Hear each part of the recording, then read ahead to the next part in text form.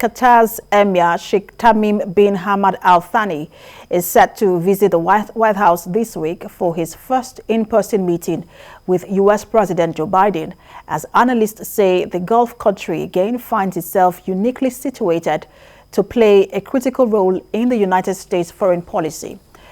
Topping the agenda on Monday's meeting, according to the White House, will be efforts to ensure the stability of global energy supplies, a not-so-veiled reference to fever-pitched tensions with Russia over Ukraine that could see Europe seek new avenues for its hefty natural gas needs. Qatar, a country of 2.8 million, is the world's second-largest exporter of liquefied natural gas, just slightly behind the U.S., and has an outsized influence on the market. The meeting also comes as the U.S. is searching for a way forward with the Taliban government in Afghanistan, where Doha has served as Washington's diplomatic representative since November, and as U.S. and Iranian officials say multilateral negotiations to revive the 2015 Iran nuclear deal may be reaching an endgame. Qatar maintains ties with both the U.S. and Iran, and as the host of the U.S. military's Central Command in the region, has a particularly vested interest in avoiding conflict. The Gulf nation is also preparing to take the global stage when it hosts the 2022 FIFA World Cup in November, an event that has drawn renewed scrutiny of its treatment of migrant workers. The government has pointed to an array of reforms, but right groups say it has not gone far enough.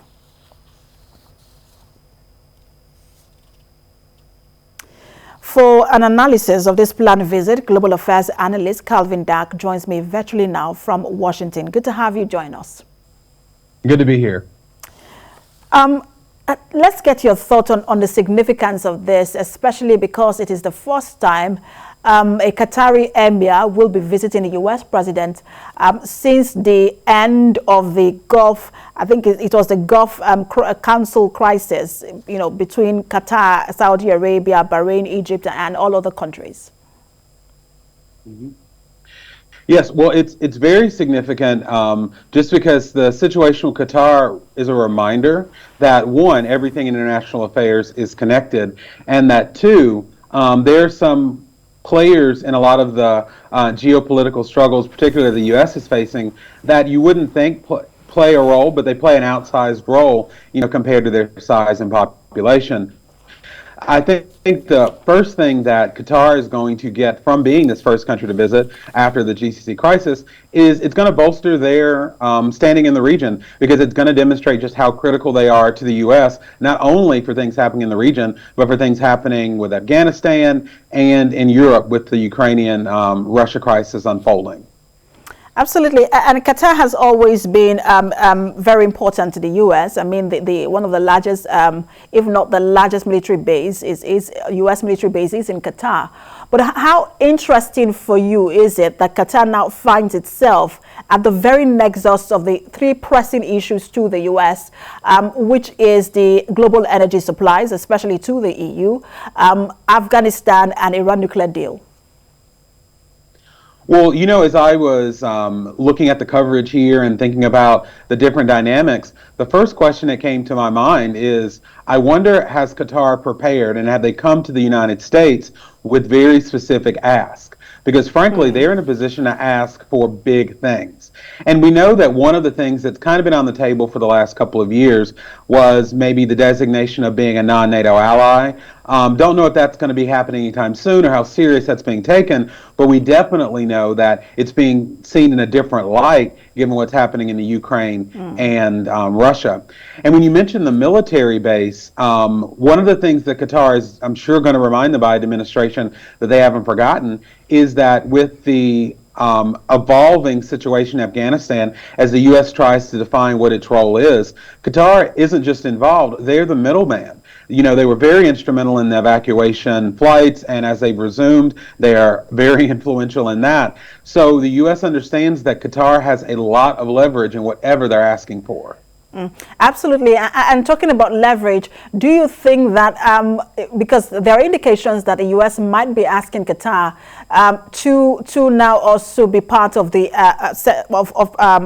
exporting energy to the EU. Qatar is already responsible for about 5% energy supplies to the EU. But just to check the Russian excesses, because now we're seeing the hike in the price of global energy, do you think that that is also more leverage for Qatar to say, look, if we're going to do this, we will need this?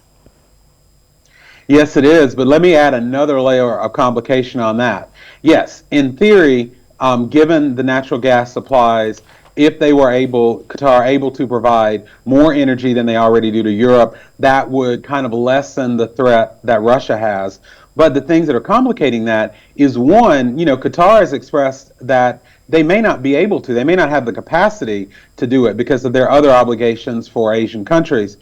Another dynamic that's affecting this is the Qataris are meeting with members of Congress about the defense deals and other things. You've got a lot of members of Congress on the Republican side who keep reminding Biden that they should open up the natural gas reserves here through the pipelines that have been controversial. And it wouldn't surprise me if those Republican members of Congress use that issue to pressure the Biden administration, because they may make it difficult for some of the things that Qatar wants, say, for example, the weapons and defense equipment, to pressure Joe Biden into opening up some of the reserves we have in this country that he has been reluctant to do for environmental reasons. And let's talk about the Qatar-U.S. relations, and especially how Qatar seems to be projecting its foreign policy. Qatar seems to have a very ambitious foreign policy, different from that of its neighbors like Saudi Arabia.